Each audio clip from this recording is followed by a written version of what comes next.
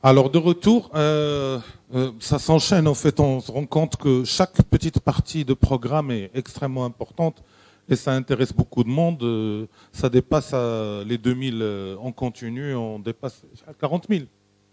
On a dépassé 40 000 vues. Et justement, on arrive avec un sujet extrêmement important qui est la prise en charge d'un patient suspect Covid dans un cabinet de ville ou un dispensaire par à mon sens, des gens extrêmement importants pour le pays. D'ailleurs, le système italien l'a prouvé, c'est les médecins de première ligne qui vont être confrontés à cette situation-là. Donc, avec le professeur Mohamed Mouhawi, qui est spécialiste en anesthésie réa, médecin urgentiste, professeur à la faculté de médecine de Casa, qui est un expert international en simulation médicale. Il s'occupe du centre de simulation Casablanca Advanced Simulation in Health. C'est mon président, je suis le vice-président c'est mon président de la Société marocaine de simulation médicale. Et il coordonne des DU universitaires sur la simulation et la médecine d'urgence. C'est un CV lent, c'est Mohamed Mouhawi. Mais là, c'est un peu particulier dans la simulation. Tu vas nous présenter un jeu sérieux. On va jouer le cas avec toi. C'est Mohamed? Oui, c'est bon. Tout à fait, Adib. Donc, bonjour tout le monde. Merci aux sociétés savantes d'avoir pensé à organiser cette journée. Merci à tous ceux qui ont pris la peine de nous regarder et j'espère qu'ils vont vraiment en tirer profit. J'aimerais quand même, avant de commencer, vous rappeler l'hygiène des mains. L'hygiène des mains, encore une fois, c'est vraiment un geste qui est très simple et très salvateur, Inch'Allah, pour notre communauté. Alors, l'idée derrière ce jeu sérieux, c'était en fait, dès le début de cette épidémie ou pandémie, il y avait beaucoup de demandes de la part des médecins en cabinet de ville et c'était vraiment plein de WhatsApp qui arrivent, plein de messages qui arrivent. Dites-nous qu'est-ce qu'on peut faire, nous, en tant que médecins en cabinet de ville. Il a fallu quand même penser à une solution qui va être soft, réelle, sous forme d'un jeu, c'est-à-dire que vous allez pouvoir jouer le jeu. Vous allez pouvoir vous mettre dans la peau d'un médecin en cabinet de ville. Alors, comme public cible, c'est principalement les médecins qui exercent dans le secteur libéral, les médecins en cabinet de ville, mais c'est aussi valable aussi pour mes jeunes étudiants et les jeunes futurs médecins, Inch'Allah.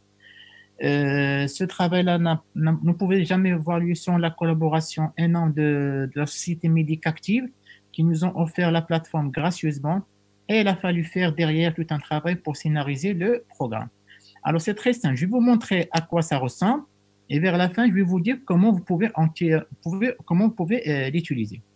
Alors, très simple, quand vous allez m'envoyer votre mail, vous allez recevoir un mail de demande d'activation et vous allez tomber sur le simulateur.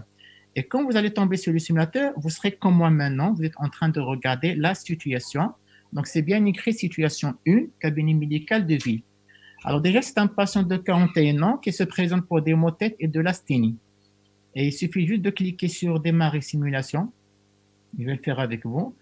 Et on va le démarrer. Voilà.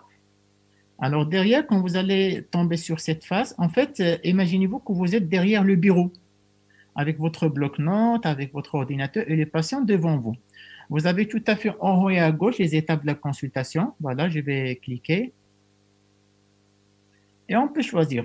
On va commencer par exemple par l'interrogatoire. Alors, il y a deux façons de faire. Soit qu'il y ait un interrogatoire avec des questions préétablies, ou en fait, ce jeu sérieux, il est aussi associé à un système d'intelligence artificielle. Il peut reconnaître vos questions et le malade pourra répondre. On va faire un petit test, voilà. Je vais lui écrire bonjour, voilà. Bonjour. Elle me répond. Je vais lui demander son nom. Je suis Mohamed Al-Maghribi. Voilà, je vais lui demander son âge.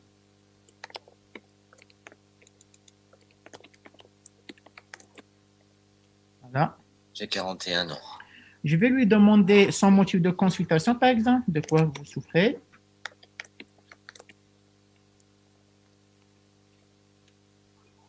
Je présente des courbatures, je tousse beaucoup et j'ai de la fièvre. Alors, en fait, à chaque fois qu'il y a une information qui est très importante, déjà, elle est transférée dans un dossier qui s'appelle dossier médical. Je peux, par exemple, lui demander est-ce que vous avez des antécédents médicaux.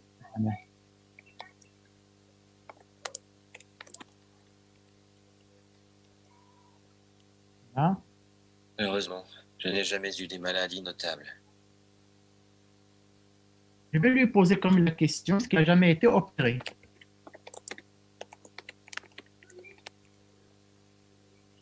J'ai eu un ongle incarné, j'ai bien évolué.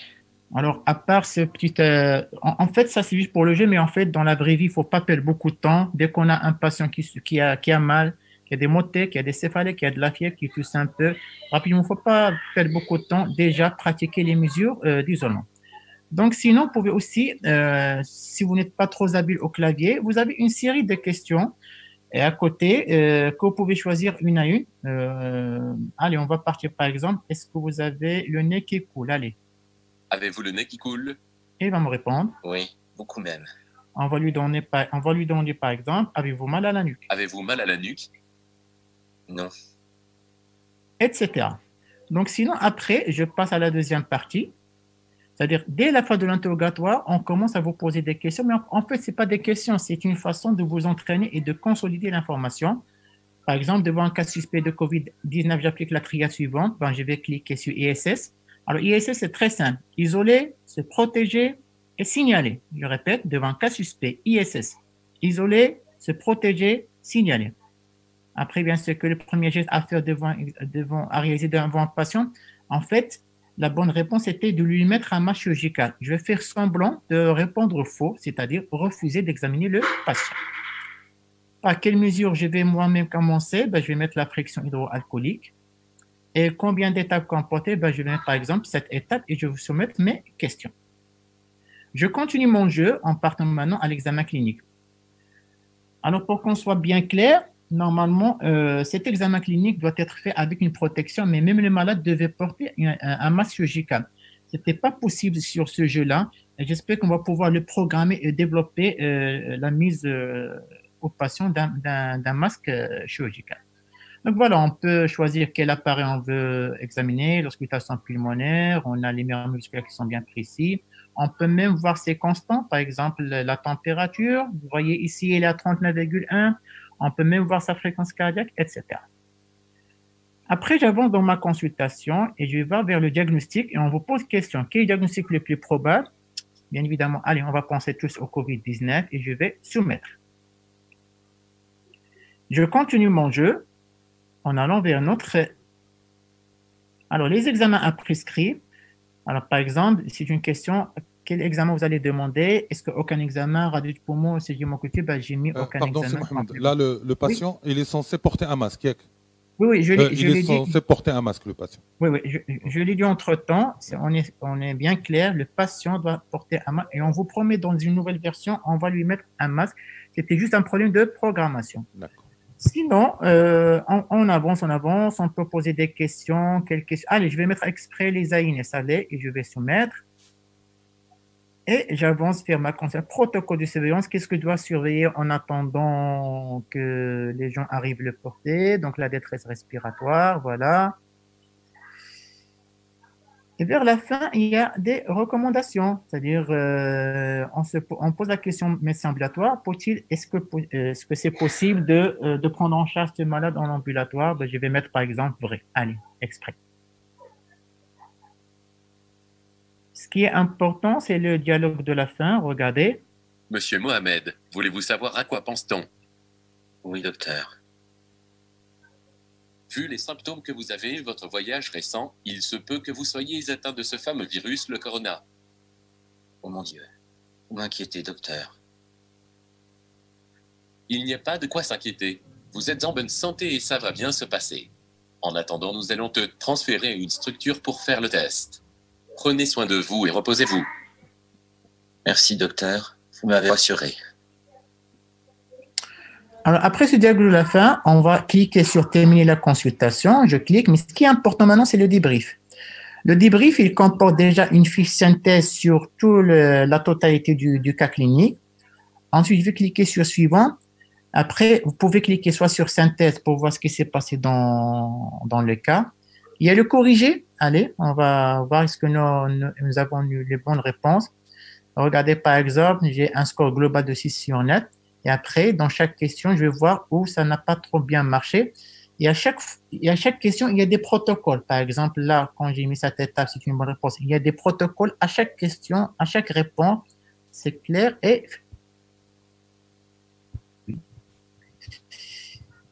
donc, c'est que pour les annexes, et ça risque d'intéresser nos très chers collègues des médecins en cabinet de vie. Alors, vous allez ouvrir le côté annexe et je vous prie vraiment de télécharger tout ça et de le mettre dans un joli classeur que vous allez devoir garder dans votre cabinet. Il y a plein de choses intéressantes, particulièrement la gestion du corona dans un cabinet médical. Je vais cliquer par hasard sur celui-là et on va partir sur, voilà, les mesures à prendre en cabinet médical, voilà, organiser ses consultations, appliquer mesures barrières, comment consulter dans le bureau. Donc, il y a plein de choses qui On sont le vraiment... voit pas. C'est vrai? Seulement, Ah, oui, d'accord. oui. Bon, en tout cas, j'étais parti sur un fichier PDF Oui. où vous allez tout voir. C'est-à-dire, il suffit juste de cliquer et vous avez plein d'informations qui risquent d'être intéressantes pour vous. Donc, je pense que j'ai fini mon jeu sérieux. Maintenant, je pense que la question qui va se poser partout, comment on va y accéder? Alors, c'est très simple. Alors, comment on peut mettre une adresse mail à laquelle ils peuvent envoyer leur mail à Adib?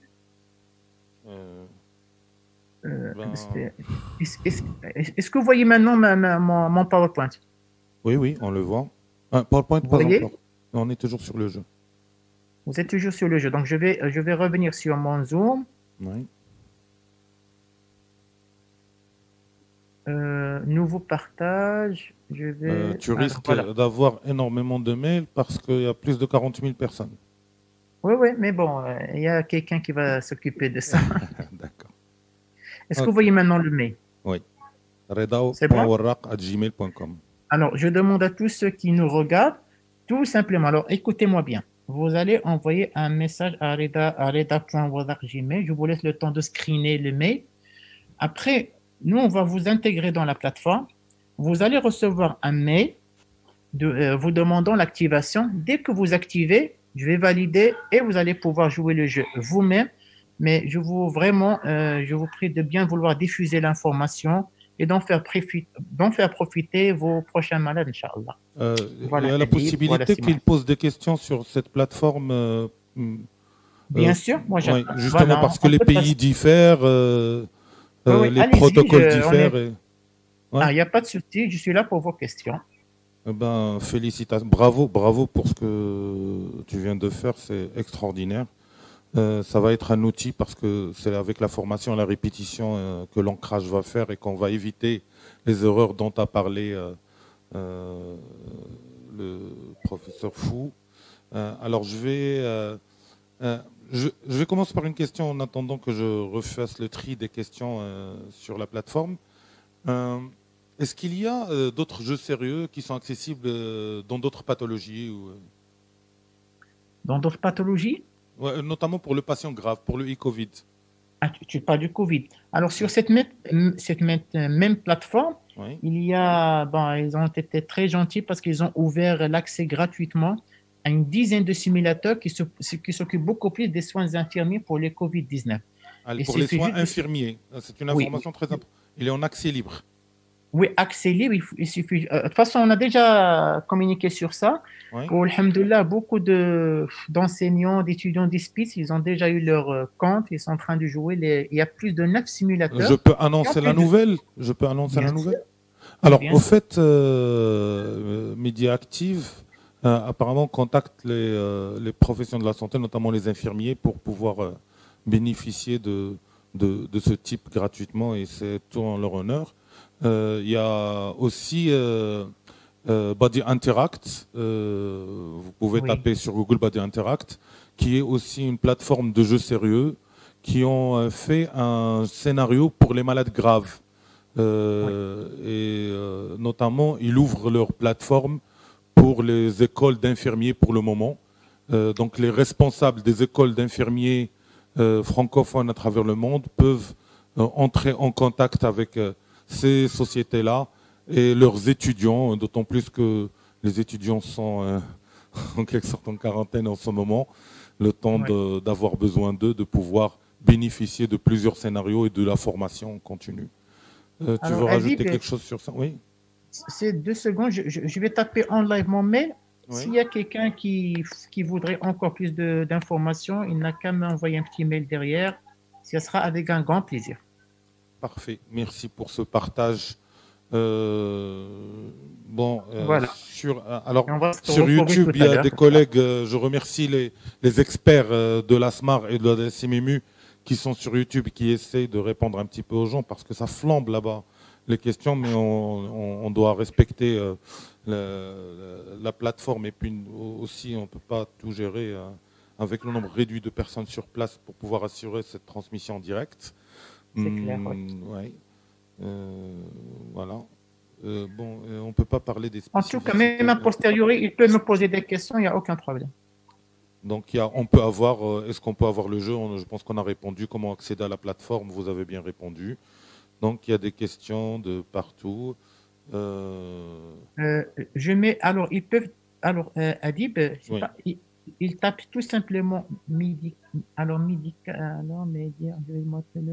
Médicactive, voilà. Alors, Sur aussi, Google. oui. Bien évidemment, il n'y a aucun conflit d'intérêt, mais c'est des gens qui ont fait ça. On n'est pas dans le cadre Voilà, c'est très important. Alors, il y a aussi une question d'ailleurs de Niamey. Oui. Je pense que tu as répondu partiellement parce que là, sur la plateforme du jeu, tu as fait un effort colossal d'insérer des protocoles et des prises en charge adaptées. Mais il y a aussi, au niveau pour la littérature francophone, la SRLF, la Société de réanimation de langue française, la SFMU, la SFAR font beaucoup de choses sur des plateformes dédiées au Covid. Il y a des vidéos, du tutoriel. Et puis au niveau marocain, nous avons, et depuis longtemps, commencé à publier des protocoles qui sont disponibles sur les 2 sites et de la Société marocaine de médecine d'urgence et la Société marocaine d'anesthésie, d'analgésie et de réanimation. Donc smmu.ma et smar.ma. Vous allez trouver des protocoles que vous pouvez adapter à votre contexte local et aussi que vous pouvez adapter à votre contexte, bien entendu dans le cadre du respect des consignes des autorités et des ministères respectifs. Merci beaucoup, professeur Mahoui. On va se retrouver tout à l'heure pour une vraie simulation. Un dernier mot. Oui, vas-y. Oui, c'est bon. Rapidement, c'est-à-dire pour ceux qui nous regardent d'autres pays, collègues et amis, ils peuvent aussi prendre contact, ils peuvent aussi créer leur propre jeu. C'est ce qui m'intéresse le plus, et de s'adapter à leur environnement et à leur contexte. Voilà. Et merci pour tout. On se retrouve tout à l'heure. On se retrouve tout à l'heure, professeur Mahoui.